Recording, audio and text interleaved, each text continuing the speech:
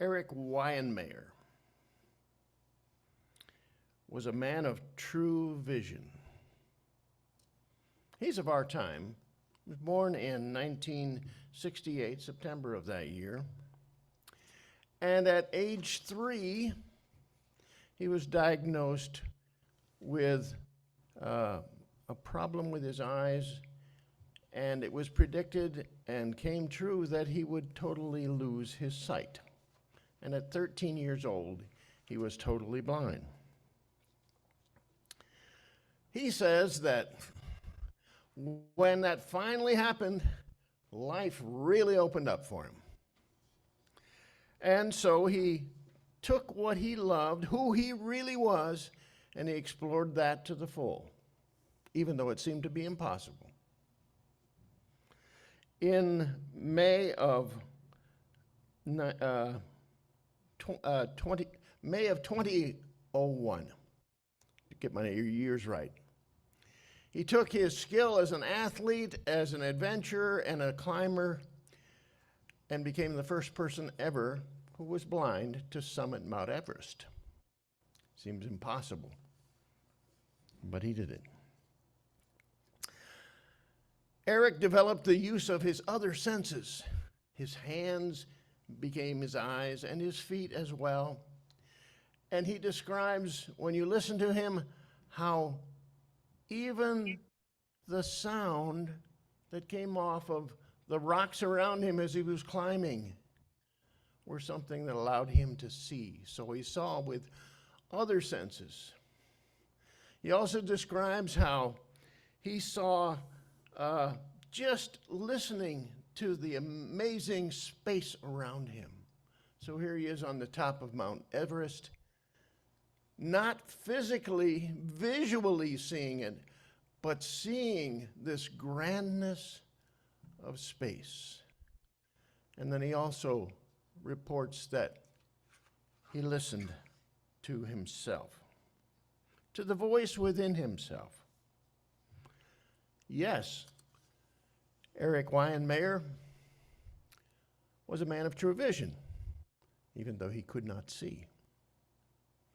I'd like to talk about a different kind of seeing today as we pursue with our theme of vision. Last week, you remember, we began by talking about getting ready, preparing to see, and it required us being stirred, awakened.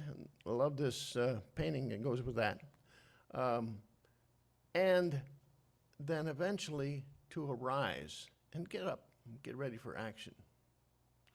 But today there are 3 other prerequisites that I've found that I want to share with you as we look toward that true, deep, and clear vision that is ours to claim. So we're going to talk about these 3 prerequisites. One is to remember, and thus your reading for the metaphysical moment was so appropriate. 2 is to believe. I've got to struggle with that sometimes, but I have some things I want to share with you. And then, of course, to create. That's where we get to the place where we really have seen and brought something to life. I'm going to talk about Debbie right now. As Debbie brought in this painting, Awakening, I was asking her, do you see the whole picture before you start? She says, oh, I couldn't do it any other way. I do see the whole picture. And then something comes through me, and I paint it. And it's there. So important that is to see beyond what we've thought were the limits of seeing. To believe. To create. Let's talk about remembering first. And again, the reading was so important. Do we remember who we truly are? Oh, I don't mean, do we remember the acts in our childhood? But do we remember that we are children of God, that we are expressions of the divine, and that coming along with that is all that God is, all that the divine can be known. So those things are ours and accessible to us. What seems to be only the purview of masters really is available to us. What seems to be limited in terms of supply, it's all available to us. But we've forgotten that. I think it's part of being human. Time to remember that. Time to remember. And then there's also the kind of remembering that is called self-remembering. Self-remembering is something that, I don't know if anybody has read, someone who was almost a contemporary, just a little bit after the Fillmores, our co-founders, George Gurdjieff, who talked about self-remembering, that idea of really being awakened to yourself, really being present in every instance. In fact, he had I was talking to somebody, I was talking to Sue ahead of time. He had an exercise that he claimed, a great metaphysician that he was, called it the stop exercise. And in the company of a group of people that may have been wandering around and talking, he would suddenly say, stop. And the instruction was to stop every physical movement. Where your eyes focused, where your hands were placed, stop. And it was that stop that brought the mind and the mind's proclivity to just go round and round, also to a slow and eventually to a halt as they pursued that exercise. If we could only slow down a little bit, we would remember who we are, unique expressions of the divine. Remembering a critical part to true vision. Because we remember, as we remember, we see things a little bit differently. We are able to see things differently because in that place of presence, it all looks just a little bit different. Believing. That's a second of those prerequisites. So, I don't know if you're like me, but I'm sometimes real resistant to believing. I want it proved down to the last little detail. Just show me everything how it could not be other than what you say it is, and I'll believe it. It's kind of like Missouri, the show me state. Show me and I'll believe it. But that's not the way belief works, because belief is something that is built. Yes, we have things that we do believe. Every one of us does. And we have some spiritual things that we believe, like that God is good. Like that we were created in perfection. But if these or any of the other beliefs that you would have seem to escape you, are they in your awareness? Are they in your consciousness? Are they calling to you? Well then, let's practice them and make them firm within us. When we do that, we see more clearly and more deeply. So you can start with some of the things if they, and I imagine many of you who are with us today, both online and in person, have some things you know about unity. Unity has 5 key principles. And those principles are something that, yes, they speak to us. We resonate with them. But maybe we haven't fully appropriated them into our lives. Principles like God is all. The first. The second, I am divine, as the reading again brought forth. The third, that I am a co-creator with the divine. The fourth, that I commune with the divine in prayer and in the silence. And the fifth one, that it's not enough to know truth for us. It's not enough to bring those beliefs to it, but we have to put it into action as well. We have to live it. So these, or any of the other beliefs that you have, review them often. Affirm them regularly. And if you're at that beginning point of belief on something, if it's tantalizing you, calling to you, but you yet haven't appropriated it, then go ahead and affirm it, and affirm it, and affirm it, and affirm it. You'll build that belief, and it'll be a bedrock for you that will allow you to spring forward with a great sense of vision in this new year. And then finally, creating. That seems to be the fun part of it. Fun creating, Debbie? Yeah. And we all do in many, many different ways. Ram creates with his garden. I know Claudette is a serious student of Course in Miracles. She creates a different life as she studies that diligently, and I could go down the line for every one of you that you are a creator. Creating requires seeing the unseen. And that's what we're talking about, vision. Something that's beneath the level of our awareness, but that we can dig in and see something a little clearer. Something that seems to be walled off for us, but we see beyond that wall. So, we talk about seeing beyond or seeing beneath. That's because, and I'm just sharing my experience and my understanding with you. That's because that which we're creating in the process of creating, that which we desire, starts somewhere else. Starts back in that memory of being a divine being. Starts with the idea that's divine. So it's a divine idea that starts it all off. And then we go along through one step and another, and we create that. But it all starts with the divine idea. And we participate.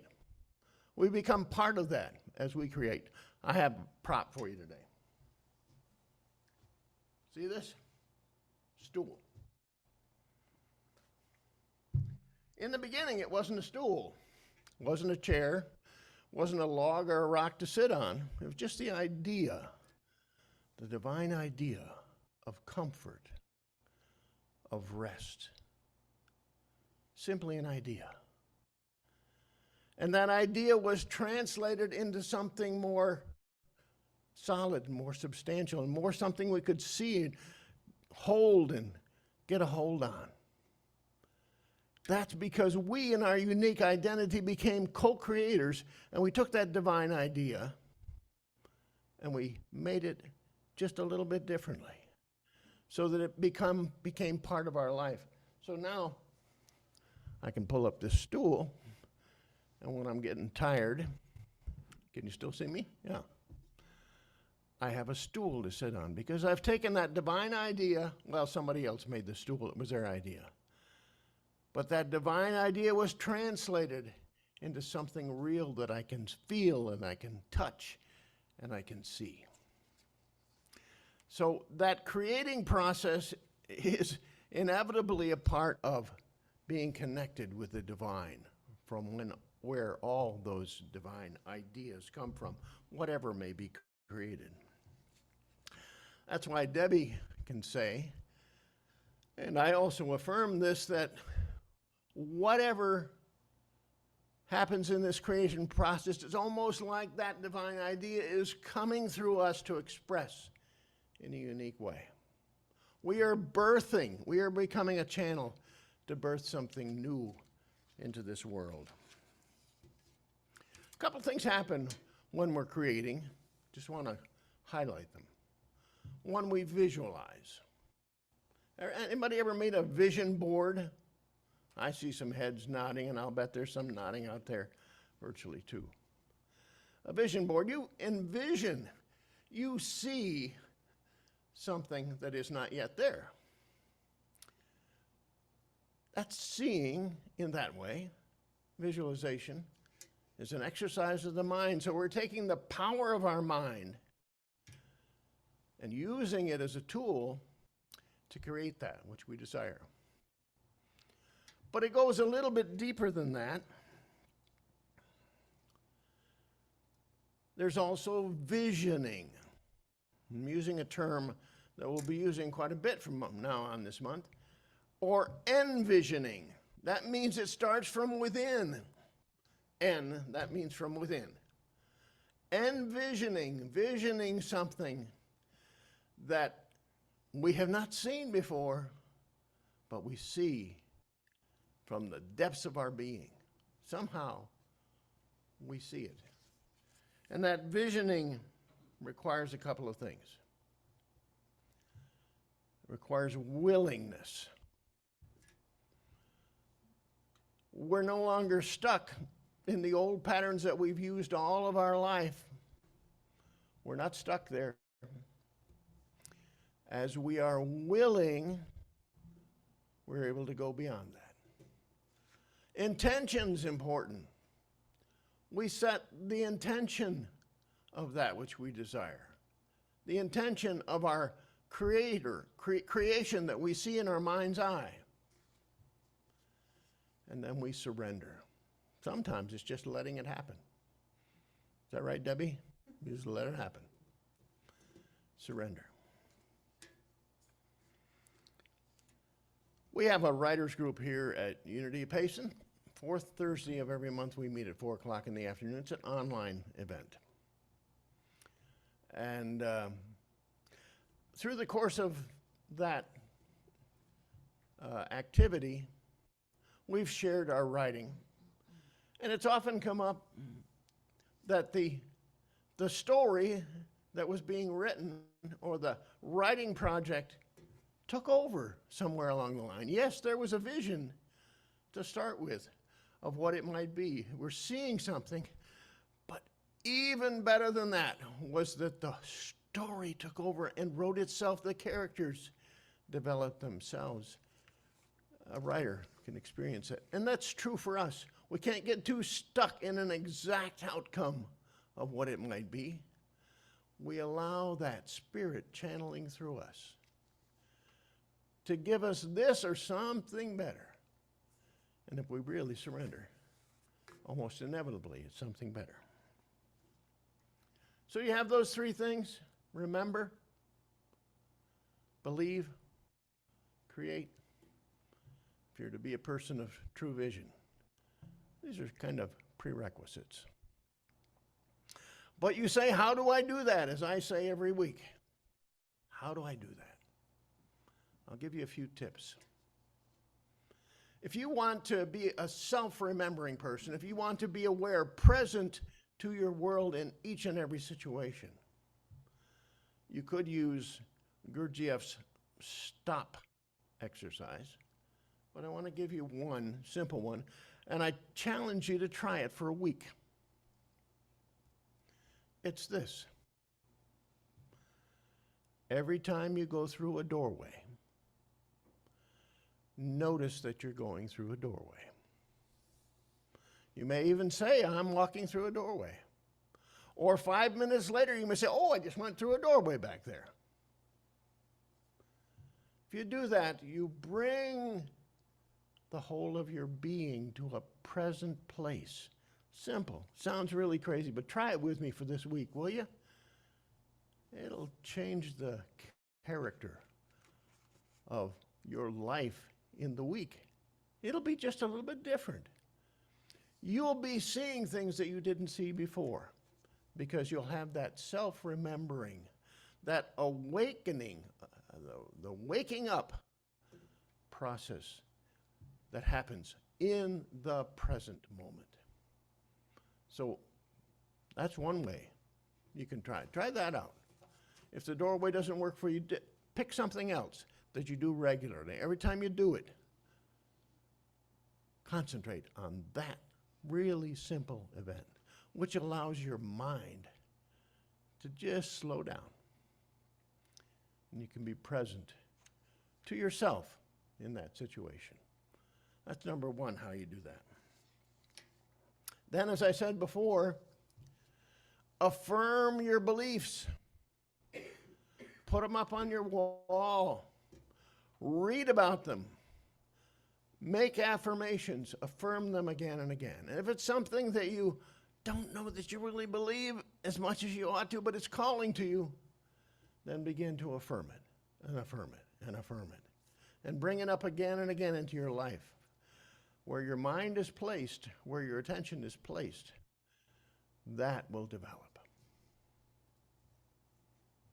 And then finally,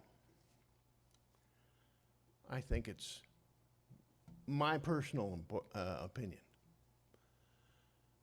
very important. See from within. See from the silence.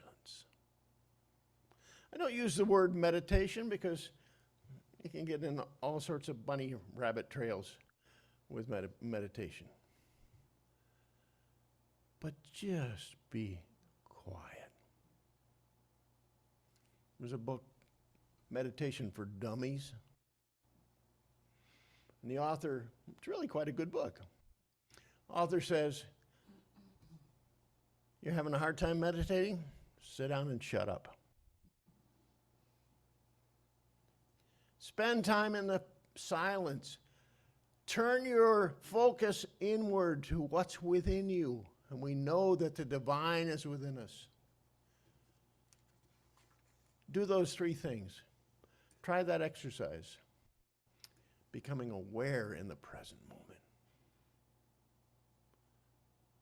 Affirming your beliefs. And then taking it the final step. Going within and allowing what is within to flow out to you and through you and become as you. Remember Eric Weyenmayer? Well, Eric sure developed his ability for awareness. He's walking on this mountain peak going up Mount Everest, and somehow he's aware of a drop-off on the right and the left. And sometimes he accepts the support of the people that are with him that tell him, there's a big rock coming up there on the left. You may not see it. But his awareness was heightened, sharpened, focused. He began to believe in himself. He liked climbing. He liked being an athlete. And somebody once said, you want to go and climb Everest? I think he breathed deeply. But he started building the belief that that was possible. And then what did he do? That wasn't the only exploit. He's climbed all the highest mountains on every continent. He stepped out. Fears though he might have, he stepped out. So those three things again, remember who you are. Remember yourself. Be present. Believe and build those beliefs. And create. Because that's what you're made to do. And so it is.